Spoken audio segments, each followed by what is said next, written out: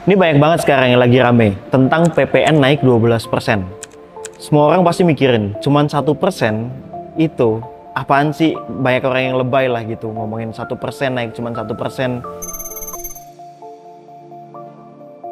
Penolakan atas penerapan pajak pertambahan nilai 12% tahun depan makin kuat. Badan Eksekutif Mahasiswa Seluruh Indonesia atau BMSI melakukan aksi demonstrasi menolak rencana kenaikan PPN 12%. Kalau mau dibahas jauh lebih dalam lagi, ini tuh jauh lebih dari 1% bos. Dan kalau nggak ngerti, jangan males buat cari tahu. Tapi kalau males, nih gua bakal jelasin arti PPN naik jadi 12%. Nah sebelum itu, gimana sih cara kerja dari PPN itu? Mungkin buat lu semua udah baca berita di sosmed, di TV, mau dimanapun tentang kenaikan pajak penambahan atau nilai PPN ini. Yang awalnya 11% jadi 12%. Dan ini dimulai dari tahun 2025 awal tahun ini. Dan kalau lu masih nggak paham sama per PPN-an ini, ya udah kita coba bahas, kita coba detailin aja. Kita mulai dari awal dulu lah, hal simple. Apa sih itu PPN? Intinya, ini tuh pajak yang ditarik sama pemerintah. Gunanya untuk apa? Jelas banget. Buat sumber keuangan negara dan biar bisa lancar buat ngatur kebijakan ekonomi, sosial, dan kondisi keuangan biar stabil. Nah, yang ngatur itu semua itu siapa? Ya jelas, pemerintah di Indonesia. Beda sama pajak penghasilan yang biasanya pas lu gajian itu bakal ditarik dengan yang namanya PPh. PPN ini itu adalah pajak yang unik. Pas lu beli barang, misal lu lagi di kafe atau lu pas lagi apapun itu, nah tulisannya itu adalah PPN 11%. Nah itu yang dinamain dengan PPN. Dibayar pas lu ngelakuin jual beli barang atau pas lu nyewa jasanya orang, dan itu yang namanya kerja PPN. Harusnya lu udah paham lah dengan yang namanya PPN itu apa, karena lu secara tidak langsung kehidupan lu sehari-hari itu kena yang namanya PPN. Sekarang kita ngomongin tentang isu yang lagi anget banget, hot topic banget lagi di mana-mana. Udah diumumin sama pemerintah kalau PPN bakal naik jadi 12%. Ini tuh lagi rame di mana-mana karena dinaikin 1%. Apa iya cuma naik 1% aja? Soalnya masih banyak banget loh yang nggak paham dengan kenaikan atau 1% ini itu sengefek apa. Gua bakal jelasin pakai perumpamaan aja biar lu langsung paham. Misalnya lu beli barang, katakanlah lu beli salmon, makanan salmon kayak gitu. Nah, salmon itu harganya, contoh aja, di harga 100.000. Kalau PPN-nya kena 11%, cara ngitungnya 100.000 dikali 11%. Jadinya bakal ada tambahan 11.000, which is harganya jadi 111.000. Kalau misal kena PPN 12% atau naik ke 12%, yang harganya 100.000 dikali 12%, dan jadinya itu menjadi 112.000 atau selisih Rp1.000. Jadi gampangnya kayak gini, Rp1.000 itu dibagi sama 11.000 terus dikaliin 100%, jadinya ada kenaikan 9%, itu aslinya 9% gitu. Oke, kalau masih ribet, gampangnya kayak gini, walaupun ditulisannya naik 1% aja, pajak yang harus dibayar sama konsumen itu sebenarnya meningkat 9%. Bisa ngerasain nggak dampak ini itu bener-bener nyata dan bisa mempengaruhi agak banyak lah nantinya. Isu ini itu bisa ngebuat orang-orang sampai marah dan nanda tanganin petisinya sampai 100.000 orang itu. Wah, pada kenceng banget marahnya. Lu pada ikutin nanda tangan petisinya itu atau enggak? Nah selanjutnya, apa sih pengaruhnya pas naik 1%? Padahal kan cuma barang-barang mewah aja gitu.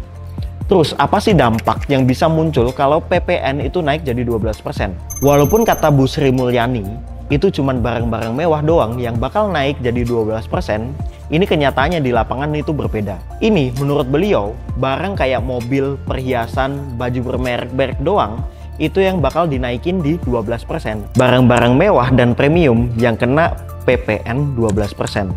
Cuma kalau gua riset, ini belum diklasifikasikan secara detail barang-barang premium ini yang kayak gimana kategorinya. Itu pun kalau jadi. Kan tadi udah pada tahu petisi buat nolak sampai ke 100.000 kan. Nah sekarang dampaknya, sekarang ini yang paling sering ditanyain, apa sih dampak dari 12% itu?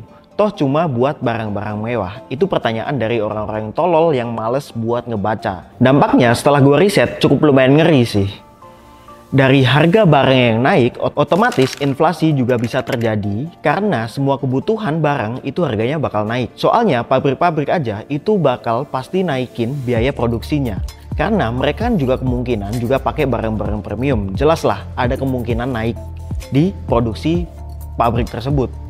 Yang bilang dampaknya nggak kerasa, coba baca dulu deh. Yang pinter dulu lu baca. Harga naik, jelas uang yang dibutuhin itu juga semakin banyak. Ini bisa jadi beban tambahan buat para UMKM atau usaha-usaha kecil. Gue udah bilang, harga barang-barang kemungkinan bisa naik. Bisa jadi UMKM ini kalah saing di pasaran karena harus nyimbangin harga-harga yang naik. Gara-gara PPN naik ke 12%. Dan gak cuma itu, warga dengan gaji UMR, coba kalian semua yang dengan gaji UMR ini, itu bakal kena imbasnya.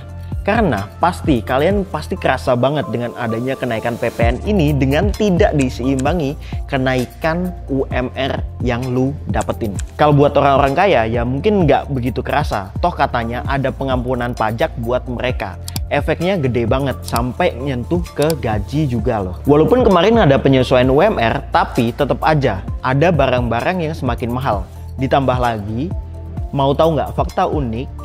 Kita itu termasuk kejajaran PPN tertinggi di ASEAN. Dan UMR-nya di Indonesia itu tergolong sangat rendah, nomor 5 di dunia. Lu bisa bayangin nggak?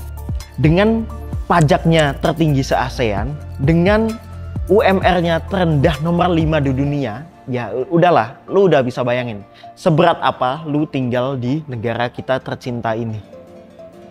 Nah, solusinya gimana untuk ngehadepin PPN naik ke 12% ini? Gue udah jelasin apa itu PPN, gimana cara kerjanya, dan dampaknya naik ke 1% ini sampai dampak apa yang bisa terjadi semisal PPN 12% ini udah mulai berjalan.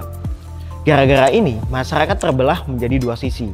Ada yang nolak habis-habisan sampai bikin petisi yang berhasil ditandatanganin 100.000 orang lebih, dan ada juga yang memilih untuk jalanin aja. Coba mikir dulu, gue punya solusi ini sebenarnya.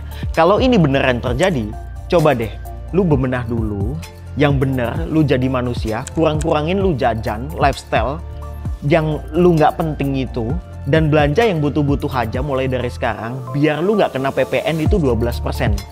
Ada juga challenging lagi, beli bahan-bahan pokok buat kebutuhan sehari-hari. Gue tahu susah banget buat ngatur ini semua karena mungkin harga barang itu bakal naik gila-gilaan. Tapi coba deh lu mulai buat plan barang apa yang semestinya lu beli, dan lu pilih-pilih lagi barang urgent mana biar lu pengeluaran itu nggak terlalu membengkak di akhirnya. Ya gue yakin sih buat lu orang semua yang nonton video gue ini adalah orang-orang pinter, orang-orang yang bisa mikir. Jadi please spend responsibility, jangan sampai lu gajian terus bayar tagihan yang harusnya nggak penting, besoknya udah ludes. Kapan lu bisa punya banyak duit kalau lu masih punya kehidupan seperti itu? PPN mau naik, harusnya lu bisa lebih bijak gimana caranya lu spend duit itu dengan baik.